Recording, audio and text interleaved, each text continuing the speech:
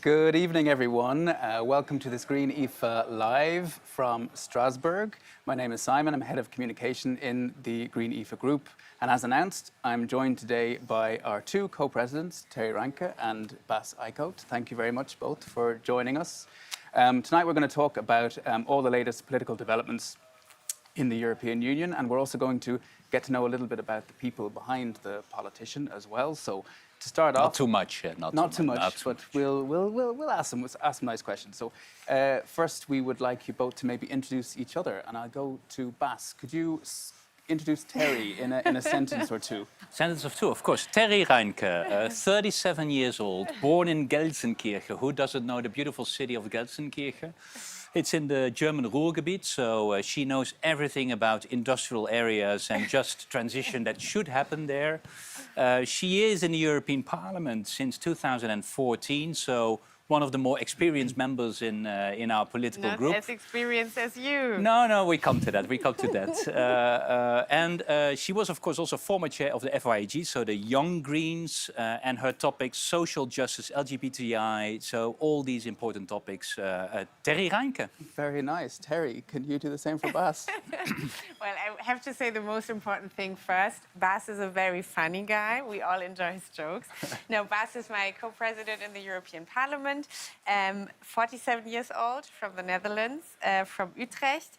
He's a climate scientist and he's a climate summit veteran. And I would not only say that, but also a veteran here in the Parliament. I don't think that the group of MEPs that has been here as long as you have is very big at this point, because Bas has first been elected to the European Parliament in 2009. And he's a great guy, and I'm very happy to be co-president with him.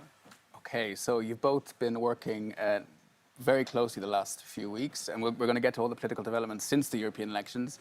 But what have you learned about Bas in the last few weeks? Working closely. Yes, what have you learned? No, I think I have learned a lot. I have had a very positive experience. And I think what Bas and I have in common and what makes working between us sometimes, let's say, challenging, but in the end very good, is that we are both very direct.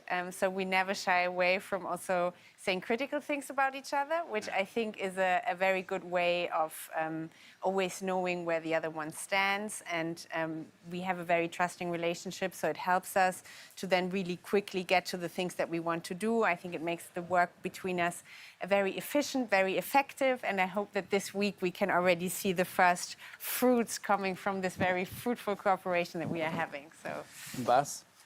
Yeah, so I was born in Groesbeek, which is really very close. It's on the eastern side of the Netherlands, so very close to the German border.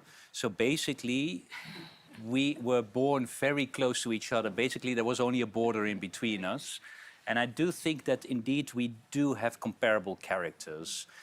Terry is much more a social person than I am. I'm a bit more close, I would say, but in our communication, we are both very direct. And that sometimes, you know, but I really think that is good, because therefore I trust Terry completely. And I hope it's the other way around, that you know what you have from each other. And in that sense, now doing these negotiations, what is absolutely crucial is that you have no doubt about your partner where you're negotiating with. You have a lot of others who are doing political games. Let's at least not have that when we are doing that together. And there, I think we are very clear to each other. And I think that strengthens us. It's sometimes also, therefore, we are, direct. And Terry always says, I'm a bit Dutch there.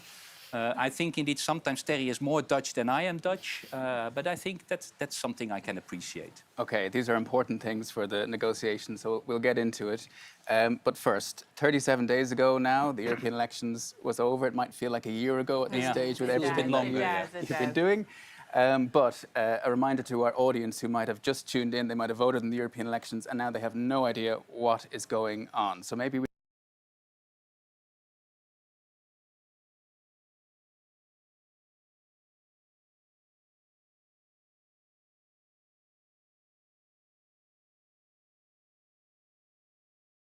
first about those MEPs. Bas, on Sunday night, it was a good night in some countries. There were some good stories. Yes. Maybe we focus on that first. Yes, I think, well, one of the lessons of that election result was that there was not one European message story. coming out of it. It was really a lot of national messages coming from the different countries. And I have to say, I think from a green perspective, of course, our total numbers took a hit, and then it's always difficult to be optimistic around it. And I always hate these politicians that, you know, got swacked away and then, no, but still it was great, you know, that's not very credible. But if you just look at the results, I mean, we really did very well in the Nordic countries, Denmark even the biggest, so the Danish Greens, the biggest party, also in the Netherlands. So personally, of course, happy with that. But we cheated a bit by doing this cooperation with the Social Democrats, whereas the Danish Greens did it all by themselves. I have to give them that credit. But also in the south, for the first time, we now have an Italian Green delegation in our political group, which is really great to have. And in the east, I really think we now have a breakthrough that we were hoping for 5 years ago. Then it was a lot of good results from countries because these were climate elections. But now finally we had good results in Slovenia, Croatia, Lithuania, Latvia, Romania. Really, I think that all, if you look to that, really good news from it. The only problem is these countries then bring you 1 seat. And that's, of course, it's great as a result because some of them got 10% of the votes, right? So that's great. But yeah, it's only 1 seat. So number-wise, we went down. But I think if you look at the geographical pattern over Europe, I think we did better than 2019. Yeah. So Terry, now we're looking at this pie. This is now the composition of the European Parliament, whether we like it or not.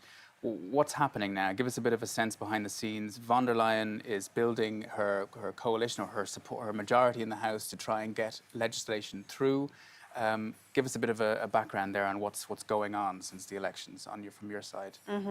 Maybe first the 2 bad news. The first one obviously is that we got slightly smaller in these elections, and the second one is that the far right in the parliament got bigger, and I think we cannot really talk around it. The parliament as a whole moved to the right.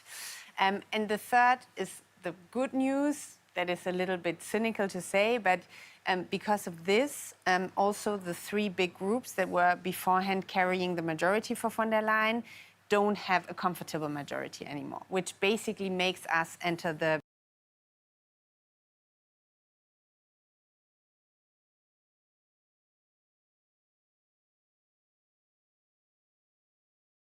day when Ursula von der Leyen is going to be elected, and then subsequently in all the votes that are going to happen. And for us, it was always clear that we wanted to keep the far right out of the majorities in this House.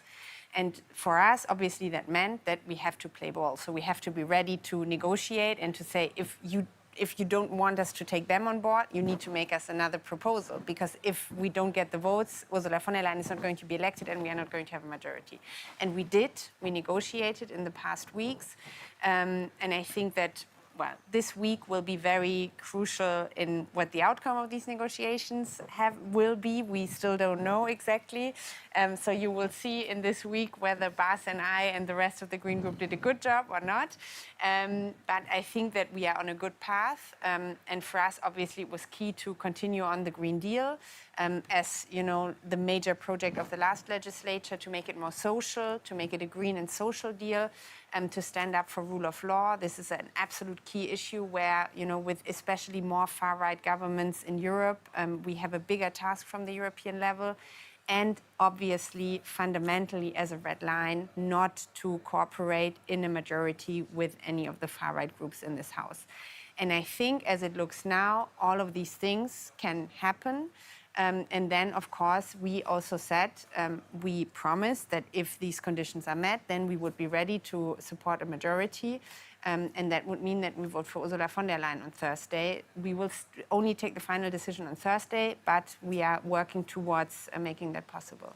Okay, and we do have some questions about that vote in particular, because I think depending on the political context you come in, it's maybe a trickier thing for people to understand why the Greens would be doing that. But when we see the Sovereigntists, this now 3rd far-right group, the Patriots set up, and now we have the ECR, it's a big chunk of MEPs, Bas. So what does that mean if we were to say we're out? No, and I think this is now one of those discussions we are having as a Green Group, of course. I mean, it is clear that if now we are going to judge Ursula von der Leyen on her program, only from a green perspective, we expect her to deliver a green program, basically. It's clear that as Terry already explained, that the far right, the entire parliament moved to the right, and we're talking about a totally different parliament than we've seen before.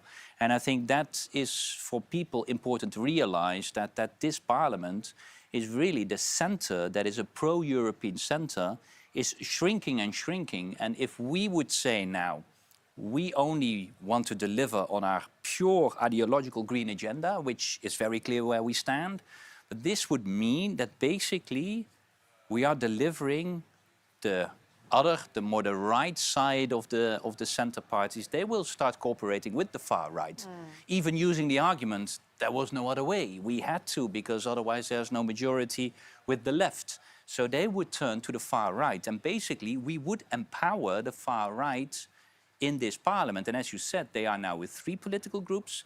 They are in size even the 3rd and the 4th. So it's a massive power, and that in a time when we have great challenges internationally. Look at what's happening in Ukraine or in the United States. Look at what's happening with climate change. It's still ongoing and it's hitting us harder and harder. Look at the entire insecurity in the world. And then we would say, no, we're only going to deliver on our green program and let the others take the responsibility. I think that is not what our voters want. This means the inconvenient truth that we have to cooperate with the right-wing side of this parliament. Not the far right, but there's still also a big right-wing party. The Christian Democrats, the Conservatives, are the biggest party in this house. And I know in some countries, you don't work with them, right? I mean, Terry and I, we come from countries where you do have coalitions, but that's not in every country. So I think there are national contexts which I understand very well. But I think if we are not taking this responsibility, then we would deliver Europe to the far right. And I think that is something we just cannot do. So therefore, I do think it's crucial that we are taking our responsibility, not at any cost. And we will judge, as Terry said, we will judge on the final program that will be published on Thursday. But that there is a willingness to be part of the stable majority and that we feel also the responsibility to take that step, I think that is that's a feeling you have in the entire political group that we feel in our group as well. Okay, we're going to pause it for a second there because we have audience questions. But first, my team has prepared a question for Terry to ask Bas, and one, you have an option. You have an option of we 2 can questions. pick one of them? You can pick one. Okay. And Do a nice one, do a nice one, do a nice. Terry, you're up first. You have a question for Bas. Okay. Okay, because it's been such a long time ago. How do you remember? What do you remember from your first day as an MEP? Oh gosh, I know it was in Strasbourg, and I know I was totally lost. The building really, I would recommend now, maybe not recommend people to come here. You really get lost. I do know my father was there, because he was super proud and he wanted to be there. And I felt a bit like, oh, Dad, you don't have to come. It's kind of, don't take all the hassle coming all the way from the Netherlands. But he insisted. And he was also like, what is this building? So it was really, it was a horrible experience. Basically, I was lost continuously. And I just know that I was sitting in this room and this plenary, it's super big. So I think I was the classic newbie elected MEP, totally lost in a bigger setting, and like kind of also, what the hell did I start? What did I sign up to? It was not the first day where I thought, oh, this feels like home. Yeah, you have to feel sorry for some of the our dear new MEPs. Yes, I see them and I feel exactly the same. Yeah. Okay, Bas, what have you got for Terry? Okay, Terry, what was your funniest or weirdest moment as an MEP? Oh my God, my funniest or weirdest moment. This is an impossible question to answer. There have been so many weird moments in this parliament. I mean, there are sometimes things happening. You learn stuff about colleagues of ours. So I can remember, I mean, it's a sad story, but there was a colleague of ours. Oh my God, I don't want to tell the story wrong, but I think he was from the left. And I think he went to Switzerland to withdraw cash from a ATM? No, from like a one of bank. these banks Okay. that Swiss are, bank, always good. that where it's a little bit dodgy, like where's the money coming from and how did it end up here?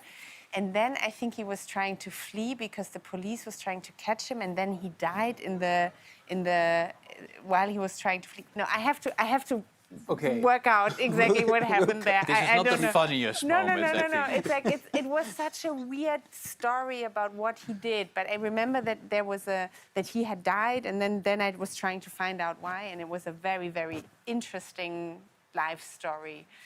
But for everybody watching, I'm going to find out exactly what happened, and we will inform you. I'm sure there's a book of strange stories that can be written from the European Parliament. Okay, we go back to the more serious questions. So we have lots of different questions that have come in since last week when we first announced we'd do a live. And first we're going to go on to the Green Deal. We have a few questions for you, Bas, on that. The first is from Thomas, and he asks, what are the chances for a continuation of the Green Deal agenda after the EU elections? Pretty straightforward one. It's a pretty straightforward one, and I think Terry already said it. This is one of our key demands also for Ursula von der Leyen. So if she wants our support, then it's also clear that the Green Deal needs to be continued, and there must not be any rollback on the Green Deal.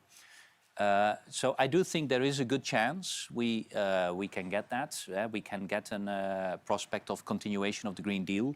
But of course, then it's also very important, what does that mean? Because one thing is not rolling back on issues that we adopted in the previous term, but it's also clear that for our industry, there needs to be an industrial policy. We need to work on climate adaptation that has been lacking so far. So there's still a lot of issues that we need to work on. So it's not only like, okay, let's keep it as it is and we're happy. No, we also make very clear to the president-designate that there needs to be a new program where the Green Deal is being continued. I think there's a good chance. Let's see on Thursday, but I think there's a good chance we can be successful in that. Maybe another tricky area within that is on agriculture. And Orlith asks, how can we reduce the environmental impact of agriculture without drowning farmers in sometimes contradictory updates to regulations, red tape, basically? Yeah. No, I think, I mean, agriculture will be one of those topics, of course, that is going to be very complicated. But also here, I do think that if I look at the different political groups in this House, the pro-European groups, they do share a lot of things on a lot of issues on agriculture as well. And one of those is that probably one of the mistakes we made was that in our economic system, but also in our subsidy system, we are basically forcing the farmers to get larger and larger scale farming. Because the bigger you are, the more money you get. But also economically speaking, if you want to have a bit of a fair earning out of your agriculture practices, you're being pushed into large scale farming. And then, of course, comes the Green Deal that is saying, well, you need to be more resilient to climate. You need to make sure that it's less dependent of pesticides. So it's a much more nature-inclusive agriculture system, which is usually smaller scale. Basically, we are putting the farmer against the wall and pulling them in two different directions. I think what we need to agree upon is that we want to make sure that what we are doing economically and for the Green Deal, that it's drawing the farmer in the same direction and not pulling apart. I think we can get some agreement on that. How well, how detailed, let's see. But to me, that is absolutely essential to also have better results on agriculture than we have seen the last 5 years. And I bridge it, Terry, with social justice, which is another big component of what we have all fought for in the group as well. How Europe can provide for working families. And we have a question from Clara. She asks, how could the ambitious and necessary green objectives be made more acceptable for people with serious financial problems who consider green issues mainly as problems of the elite, things that other people should be solving? Well, I think, first of all, fundamentally, we also have to really get the message across that if climate change is going to get stronger, it's mostly going to be poorer people that are going to pay a very high price for it. And I think we have to also always get that message across. At the same time, of course, we see that, you know, with CO2 pricing, now with an inflation that has to do with being too dependent on fossil fuels, but still we have a cost of living crisis. We have a situation where people don't know how to make ends meet anymore. And I think we have to find solutions for that. We have started in this legislature with the Climate Social Fund. So basically, we are starting to invest into making that possible, but it's only a very, very first step. And one of the concrete proposals that we have put forward is, you can call it climate money, you can call it climate bonus, but basically the redistribution of money that we get from CO2 pricing to people in, I don't know, an amount of money that you would get every year. And this is something that the Austrian Greens have very successfully implemented in Austria already, and we would like to have something like this also on the European level, because it would clearly show that, yes, we need to get a system going where CO2 emissions are something that are being paid for, while at the same time we are giving this money back, and this would then also have a redistributive effect, because obviously we know that richer people are producing much more CO2 emissions, but everybody would get the same amount of money. So this is a very concrete proposal, how we can make the Green Deal a green and social deal. Okay, and we have another question from Sergio.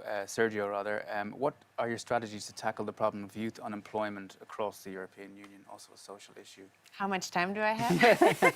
No, I used to work on this topic a lot. So, no, I still think that the youth guarantee obviously is a key factor in this, because really saying that every single young person should have an option of either picking up a form of education, employment, training, that is key. We have fought for a very long time to ban unpaid internships, which is a very important part also, to really make sure that young people are not being exploited and then maybe fall into nothing. It's also very important for us that we have good skilling support, so that we have an educational system that actually makes young people ready to enter the labor market. We have in a lot of member states failing educational systems. And for that, what will be key, because the European Union doesn't have a direct competence there, is that we actually have the possibility for member states to invest in the educational system. And right now, we have a reform of the Stability and Growth Pact that foresees again that we are going to have strict debt rules that not only for the green transition are going to be a problem, but also for investments into our social system and in our educational system, when we know that if we don't invest into education, the money that it costs in the long run, if people do not have a good training, if they do not have a good starting point, is much higher. So for us, giving this flexibility to member states to also invest in good public services, including education, is key. That's the best way to work against youth unemployment before it even starts. Okay, and we switch topic to another very important one. A lot of our supporters' audience are very concerned about it. It's continuing, and that's the situation in Gaza. We have a question from George. What are the EU actions for peace in Gaza? How do we stop the war in Gaza? We had a few questions coming in on that topic. No, and that's of course not a very easy question, because it's absolutely clear that that's not happening at the moment. I think one of the biggest problems is how divided we are as Europe, as a European Union. And it's absolutely clear, as long as Europe is divided on this issue, then we play no role. And that's absolutely what we're seeing now in the situation in Gaza and Israel. Europe is not really playing a role because we are so internally divided. So no matter what kind of solution you want to obtain, more unity as a European Union on this issue is absolutely essential. And I think one of the very crucial elements there is, of course, achieving this ceasefire, that's kind of a break of the atrocities that we are seeing now on a daily basis, is absolutely fundamental. There are a lot of long-term issues that we need to tackle in order to achieve that two-state solution that is crucial to achieve. But if we do not have an immediate stop on the ceasefire, if we don't have a clear ceasefire and the atrocities go on, then we have a big problem. And here, the lack of unity of the European Union, I think, is one of the biggest problems that we're seeing at the moment. Okay, we're a bit tight on time, so I'm going to throw out a few other questions that have come in, and then we're going to have to wrap up, I'm afraid. So, Terry, we've spoken a little bit about the far right at the start, the importance of ensuring that they stay out of key roles here in this House. We have a question from Jan. How do ecologists need to change their narrative to rally European people behind their policies and avoid a backlash, such as in Belgium? I think that more relates to, the backlash on Green Deal issues and as we've seen, such a high vote for far-right parties. I actually think that the social question is absolutely key here because we see a lot of insecurity in our societies, and I think it's not only due to, I cannot afford my lifestyle anymore. It's really also about people being afraid that in 10 years they will not be able to, live the lives that they want to live. And I think that this is something that we have to address. We have to find reasonable solutions to the issues that are there. And I think also in a way with that, take away what far-right parties are really profiting from, because this kind of insecurity, how the world is going to continue, is key. It's not a very easy thing to do, obviously. We were trying, I think, also in this campaign to do that and to really address this with people. I think we have to get better at it in certain contexts, but I think this is one of the key elements how we can fight back against the rise of the far right. Okay, I think we're going to have to wrap up there, if that's okay. I know you're both very busy and probably very tired. I want to say thank you both. No. Thank you very much both, for joining. Important votes ahead, an important week for the European Union ahead. Thank you all for watching as well. Stay tuned throughout the week to see the results of the vote and sign up to our newsletter on greensifa.eu. Have a great week and thanks a lot. Thank you. Thank you. Thanks.